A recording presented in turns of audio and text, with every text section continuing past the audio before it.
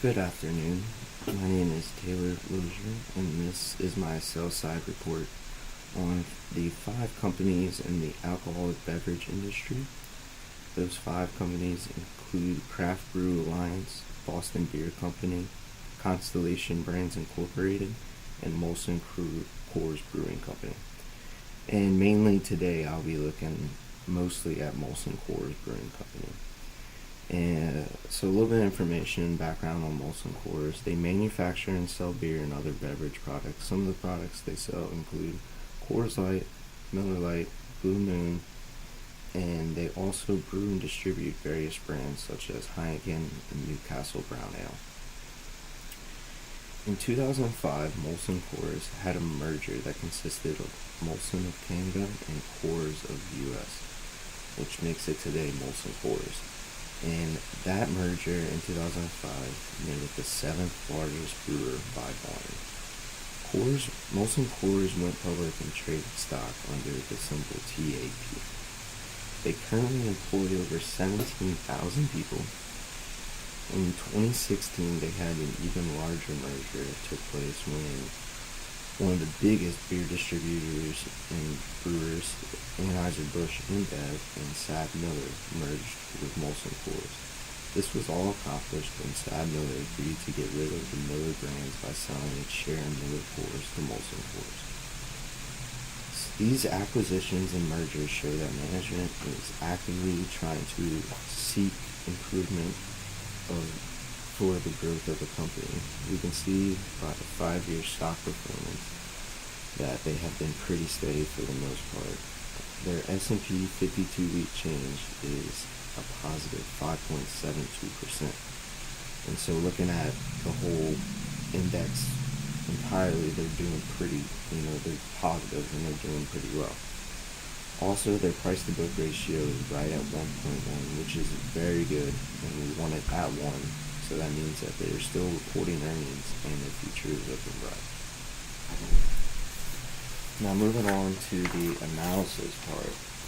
After analyzing the 4 other companies that were in the alcohol beverage industry by analyzing their market value ratios, short-term solvency ratios, and profitability ratios, I concluded that I choose to invest in Molson Coors since, they showed the most potential for growth and to be profitable in the long run, as we can see by looking at their current ratio, quick ratio, and their cash ratio.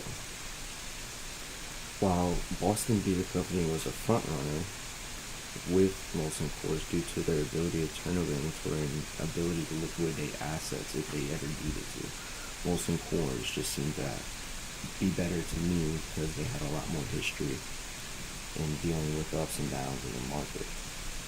And also, since their recent mergers with some of the biggest producers of beer in the U.S., makes them the top dogs in the brewing industry.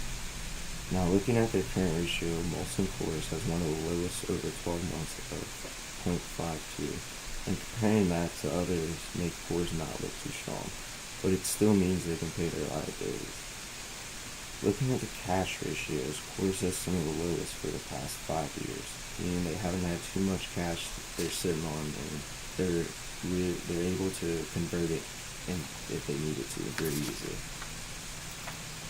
Now, looking at the quick ratio, it wasn't the best for Coors, showing that they must pay some of their current liabilities with some inventory, with the only year that they could cover the liabilities without selling any inventory was in 2011, as we can see right there. In comparing the cash ratios, which shows how liquid the company is, Coors was the second most liquid company right behind Boston Beer. And comparing it to Constellation and Craft Brew, Coors seems to be the best option out of the 3. Mainly because you don't want a company that is too liquid and is just sitting on a lot of cash. We'd rather a company that can be liquid if needed, yet still putting its cash to work to grow the company and to further profits. With Coors not being too liquid shows that a problem can arise when considering this company as investment, because it shows that the company's cash isn't being used to maximize shareholder wealth, which is the whole deal when we are investing. We want to maximize shareholder wealth. Now moving on to some of the profitability ratios such as ROA, profit margin, ROE. We found out how each of the brews utilize their assets, sales, and equity. We found that Coors and Boston Beer were the most consistent throughout the last 5 years and stayed away from huge jumps in their numbers like the other brands. Even though their profitability ratios isn't as high as Boston Beer, they still have the ability to utilize their assets and keep consistent profits for a long period of time. And looking at the book ratios, like market to book, we see that Coors numbers aren't as high, but they're still consistent. And that shows to the marketplace that they can be valuable and still be able to keep profits.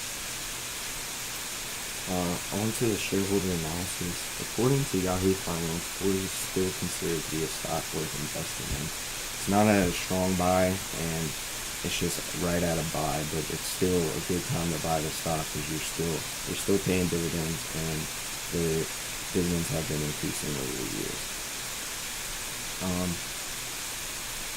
First, their short-term interest on loans is less than 5% of shares on the loan, and there hasn't been much change showing that investors who seek profit from the fall of equity prices. So their feelings basically haven't changed towards Coors. Another positive point is the company's ETF activity is positive, and within the last month, their ETFs have Coors stocks are being considerable of favor due to having inflows in excess of $12.64 billion. In addition to these inflows being so valuable, they're still consistently increasing their profit. Looking at the long-term outlook the market has on Coors, I believe that investors are still considering a buy due to the large mergers and the fact that they have been growing.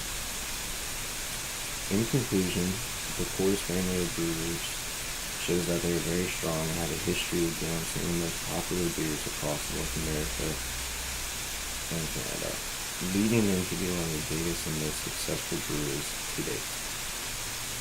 Even with the new era of craft beer, Coors still held their ground. And the biggest competition Coors has when we're looking at all the market value, profitability, and short-term solvency ratios, their biggest competition is Boston Beer. But I would still rather invest in Coors just because of their history and they're more of an American-made product, I would have to say.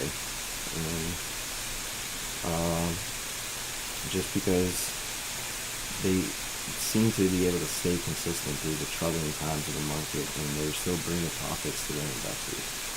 So in the long run, I believe Coors is a stock to invest in. Thank you.